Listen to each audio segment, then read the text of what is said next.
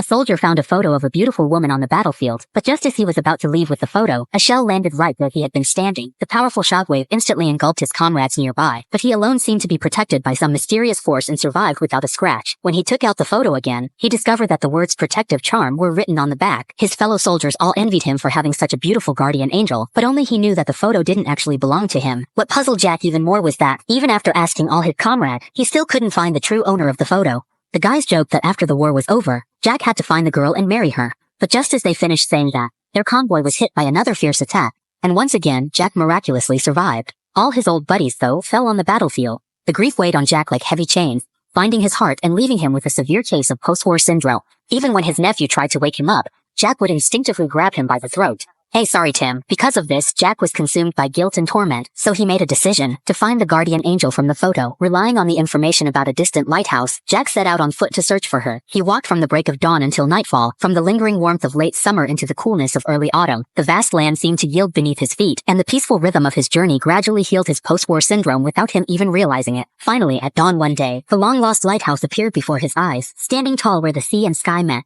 It was as if the lighthouse had been lit just for him at that moment, and Jack was overwhelmed with excitement. He went around asking about the girl in the photo, and luckily, someone told him her name was Beth, and that she ran a well-known dog shelter. With this information, Jack immediately went to visit her. When Beth slowly walked toward him, Jack was left stunned. The real-life goddess was even more beautiful than in the photo. But just as he was about to explain why he had come, she was interrupted by a phone call. Because Beth's dog shelter was busy, she was trying to hire a worker. After she finished her call, Jack hurriedly took out the photo to explain his purpose. She beat him to it by handing him a job posting. Okay, so the job, it doesn't pay much. Mostly you'll just be walking dog.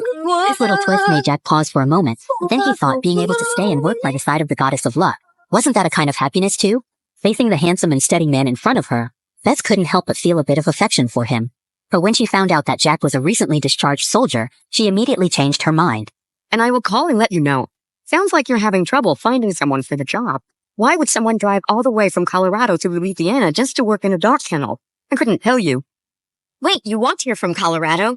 I like to walk. When he heard that the other person had walked 1,500 kilometers to get here, he became even more convinced that this guy must have something wrong with his head. So he went to find his grandmother, hoping she could help persuade this unexpected visitor to leave. But after just a brief conversation, his grandmother took a liking to Jack and hired him. Jack first rented a rundown house nearby. He planned to stay and work for a while, and then look for a chance to tell Beth the truth. The job wasn't difficult for him at all. Not only did Jack take great care of the puppies, but he also repaired the dilapidated house, and even managed to fix a tractor that had been abandoned for years. But Beth still didn't like Jack, because she noticed that he always stared at her so intently.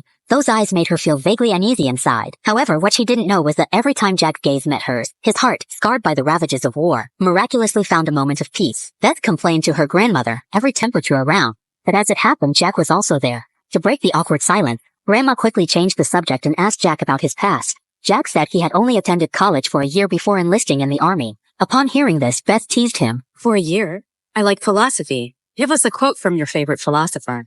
Sometimes the questions are complicated, and the answers are simple. It's Dr. Seuss. Watching the young couple bicker in front of her, Grandma actually seemed to enjoy it. Meanwhile, deep down, Beth's opinion of Jack was quietly undergoing a subtle change. Beth's son, little Ben, also liked Jack a lot, because they both loved music. Ben often practiced the violin by himself. Jack was always generous with praise, giving Ben an incredible boost of confidence. One day, a police officer barged into the dog shelter. Seeing Jack, he looked extremely surprised. When he learned Jack was working again, his demeanor turned serious. He insisted on checking Jack's identification, his attitude exuding authority. He was Beth's ex-husband, and his father was the powerful state governor. With such privilege, he always acted arrogantly and without restraint. Even though he and Beth were long divorced, he still held custody of their son as leverage, keeping a grip on Beth's life. He strictly forbade her from having any contact with other men. Beth had long grown weary of such restrictions, but under the heavy pressure of reality, she could only choose to compromise and silently endure it all. That day, Jack noticed a piano in the room. Having loved music deeply since childhood, he couldn't help but start playing the keys, and a beautiful melody soon filled the air. This scene happened to be witnessed by little Ben, who stood nearby, his eyes shining with surprise and admiration. He then invited Jack to join him for dinner. He hoped to get to know this new friend better. Afterwards, the two of them played chess together and performed card tricks with playing cards, filling the room with laughter and joy. Seeing her son so happy, Beth gradually began to warm up to Jack as well. During their conversation, she told Jack that her younger brother was also a Marine, but he had died in an accident on the battlefield a year ago. Hearing this, Jack suddenly understood everything and decided to tell Beth about the photo. But the next day, something unexpected happened. Because it was her younger brother's death anniversary, Beth, who was always calm and gentle, suddenly lost control of her emotions when she got home. She started furiously smashing the plants in the yard, as if she wanted to pour out all the pain in her heart. Seeing this, Jack rushed over to stop her, holding Beth tightly and comforting her. Once Beth calmed down, she finally revealed her secret. Her brother had died on the battlefield, but the authorities never gave a proper explanation. There were even rumors that he was killed by friendly fire. She didn't want her brother's death to remain a mystery. Thinking about all this, Beth broke down in tears, and Jack held her tightly in his arms like a lover. But after a moment, they both realized how awkward and inappropriate the situation was. Little Cheapy got a great laugh, you know that? Let's hear it again. Why don't you try telling me a joke? Because you're going to have to get a few beers in me before I stop telling you. In the days that followed, Jack gradually became part of this warm little family. Not only did he take meticulous care of the pets, but he also showed great patience in teaching little Ben. Through their daily interactions, Beth also felt the warmth and care he brought to the family. So she opened her heart and came to see Jack as an indispensable member of the family, and their bond grew even stronger. But one day, her ex-husband suddenly showed up, wanting to take their son to an event. Beth repeatedly reminded him to take good care of their son. But little Ben still got hurt, his nose bleeding non-stop. However, when Beth simply wanted to find out what happened, her ex-husband immediately flew into a rage. No, you calm down and let me tell you something. That's my son too. You know I can take that boy anytime I want. You got that? Go with my arm, go with my arm. You do what she says. Let go of her. Jack wouldn't allow anyone to bully Beth. This was a showdown between two men, but her ex-husband held a grudge because of it, hinting that he wouldn't let Jack off easily. Afterwards, Beth tried hard to explain that her earlier weakness was intentional, hoping to save a bit of face, but Jack responded decisively. These brief yet heartfelt words were like a ray of warm spring sunshine, instantly melting the ice in Beth's heart. Watching Jack's figure gradually fade into the distance, Beth felt as if all the passion in her heart had suddenly been drained away. All that was left was emptiness and longing. She could no longer suppress the urge inside her, and shouted loudly at his disappearing figure. When are we gonna get those beers? So the two of them went to the bar by the pier, chatting about their pasts under the colorful neon lights. In the quiet, deep night, their feelings for each other quietly reached a boiling point. But just as they were lost in a passionate kiss, a police car slowly approached at the worst possible moment. The driver turned out to be Beth's ex-husband's colleague. It was obvious that he was keeping an eye on Jack. This was a blatant warning, a clear sign that Beth's ex-husband was aware of the feelings growing between them. A crude attempt to interfere, but once the fire of love is ignited, how could it be so easily extinguished? As soon as they got home, Jack suddenly appeared behind Beth again, and under the cover of the dim night, the feelings that had been suppressed for so long finally erupted. As time passed, their emotions became richer and deeper, like a fine wine aging to perfection. Beth's grandmother wholeheartedly supported her, encouraging her to bravely take a step forward and pursue a brand new life of her own. However, Beth's ex-husband Paul was not happy about this at all. When she saw Jack show up at their son's birthday party, she stormed over to Beth, her words full of unmistakable threats, demanding that Beth immediately cut off all ties with Jack. He threatened that he would use his powerful family background to strip Beth of custody of their son. His cold and ruthless threat plunged Beth into deep pain and inner turmoil. Faced with the heavy choice between love and responsibility, Beth felt as if her heart were being torn apart. She knew she couldn't have both, and for the sake of little Ben, she had no choice but to painfully give up her love, burying herself in endless sorrow and regret. As Jack was leaving, Paul drove closely behind him, like a hound lurking in the shadows, unwilling to miss any chance to show off. The whistle he blew was full of provocation and disdain. He acted like a king who fancied himself the victor, flaunting his pride and arrogance in this way. But soon, he would pay a heavy price for his arrogance. Meanwhile, Beth also became gloomy and withdrawn. Seeing this, her grandmother spoke bluntly, saying that giving up your own love for the sake of a child isn't selfless, it's ridiculous. These words struck a deep chord in Beth's heart, so she decisively went to find her ex-husband and finally spoke the words she had been holding back for so long. I don't want custody any more than you do. You can try to take him, but I will fight you. I will fight you and your family's lawyer. I am a damn good mother. If you want to go back to court, just tell me when. Otherwise, stay the hell out of my life. After choosing happiness, Beth felt reborn, free from any shackles or restraints. She couldn't wait to find Jack and show him the love she held in her heart through her actions.